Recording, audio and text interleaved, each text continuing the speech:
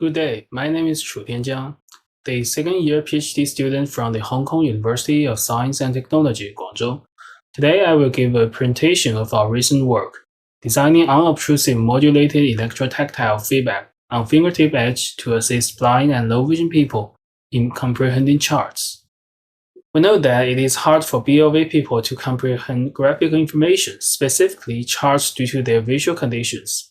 However, such limitation will affect their life and work quality and induce information inequality. To fulfill this gap, various haptic assistive tools have been developed to assist the comprehension of graphic information. For example, Fans Group developed grounded haptic device to assist BOV people in comprehending line charts by presenting the chart's position cues and inclination cues. Abadosh's group developed a robotic arm-based haptic assistive tool to assist BOV people in comprehending 4 commonly used charts by allowing the users free exploration of charts and guidance. Chase's group developed a wearable haptic device to assist BOV people in comprehending tactile graphics by providing skin stretch feedback. Leaf's group developed a robotic arm-based haptic assistive tool to assist BOV people in understanding 3D modeling. However, we can find that most of these mechanical haptic assistive tools are bulky and heavy. Some of them are even quite expensive. Therefore, we need another haptic device to solve these problems. Compared to mechanical haptic device, electrotactile device is lighter, smaller, wearable, and cheaper. For example, Lin's group developed a super-resolution electrotactile device that can be used to assist BOV people in understanding brightness. Dagin's group developed an electrotactile assistive tools to create depth map of the surroundings for BOV people in real-time and visual perception. Hana's group developed a tactile-like electrotactile device which can form the haptic feedback in VR and AR, and has dynamic tactile landmarks. Yoshimoto's group developed an electrotactile device to train dental technicians in carving tasks using a wax stick and knife. However, most electrotactile devices are obtrusive and that will affect the finger's interaction with the surrounding, such as operating with mobile devices. In addition, fieldworks have involved BOV people in their use study, which may induce a lack of considerations of their real needs. To solve this problem, we designed an electrotactile device that can provide unobtrusive electrofeedback to assist BOV people in comprehending charts, and unobtrusive electrotactile assistive tools can be used anywhere without the need of moving heavy devices and allow users simultaneous use with mobile devices. We have 3 research questions. RQ1 is how does our wearable electrotactile device perform in position recognition on the fingertip edge? To solve this problem, we conducted study 1. RQ2 is how does our wearable electrotactile device perform in direction recognition on the fingertip edge? We conducted study 2 to solve this problem. RQ3 is how could our wearable electrotactile device be designed to assist BOV people in comprehending common charts, for example, scatterplots, line charts, bar charts, and pie charts. And we conducted study 3 to solve this problem. Hi, my name is Yinan Fan. I'm a PhD student in smart manufacturing at the Hong Kong University of Science and Technology. Now, let me introduce our proposed electrotactile system. This is the composition diagram of the electrotactile system. The system is composed of 3 parts: signal generation, stimulation direction, and perception control, as shown in different colors. Signal generation mainly includes a dual-channel signal generator and a dual-channel amplifier to generate a sufficient electrical signal for haptic perception. Stimulation selection is achieved with a set of relays and a control board to switch the stimulation position under the 10 electrodes. Perception control mainly consists of a wearable device and other electronics for system control and data recording. And this is the real image of our proposed electrotactile system. As for the wearable device, to induce haptic precision on the fingertip, it is composed of a customized FPC, an FPC connector, a connector container, and a watch strap. The FPC is soft, thin, and playable, making it practical for soft electronics. The FPC contains 10 electrodes with a diameter of 2 mm. The electrical signal transmitted to this electrode is a two-channel modulated signal, and because the two channel widths are in opposite phases, so by applying one signal to one electrode and the other signal to the remaining 9 electrodes, a current flow can be formed from the cathode to the anode, generating a precise haptic feedback. This type of signal can produce a perception of a high-frequency vibration. For chart comprehension, we first designed 11 functions in 3 presentation modes: chart guidance, chart exploration, and chart summarization. Let's see the demonstration of chart guidance mode and chart exploration mode.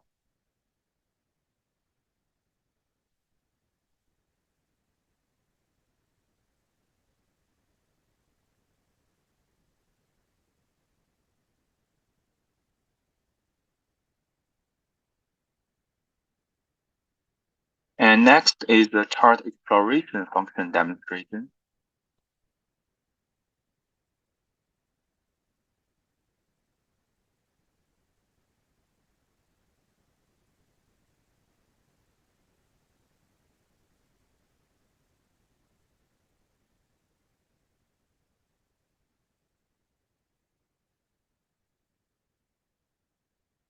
And our chart summarization function includes title reading, average calculation, and value report.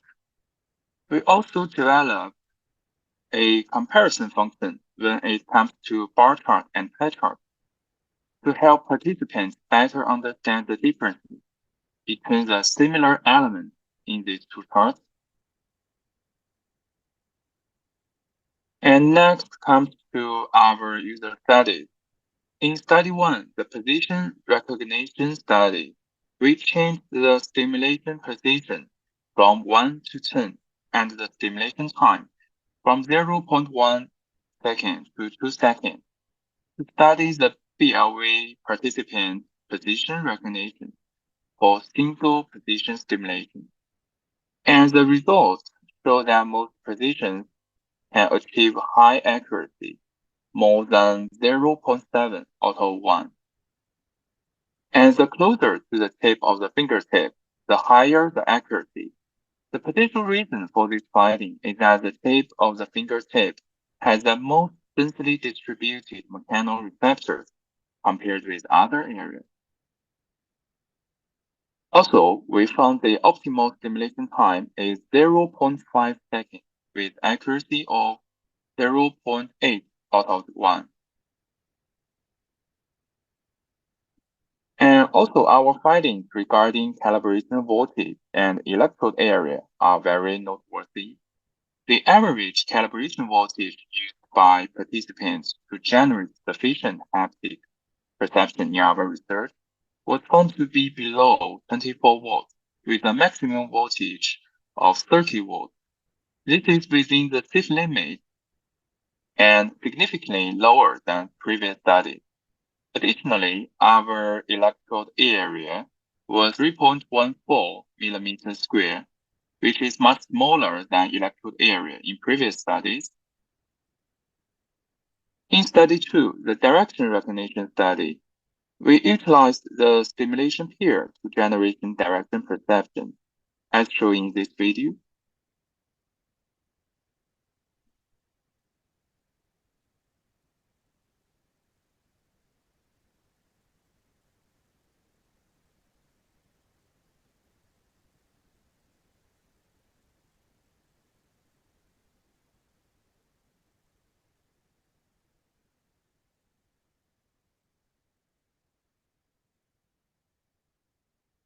And for each direction, we also have several stimulation pair options, as shown at the bottom right.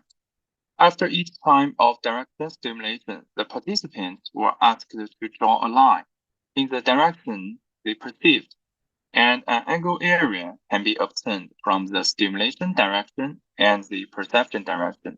of the recognized direction. After that, we can get the average angle area in each direction at each interval. So as we can see, most average angle areas were less than 10 degrees, and the maximum average angle area was 13.5 degrees. Compared with the bottom left, top right, and top left, bottom right directions, which are in pink and orange colors, the accuracy in vertical and horizontal directions, which are in brown and blue colors, is much higher. We also found the optimal interval of 0.12 seconds can achieve the highest average direction recognition accuracy of 7.975 degrees.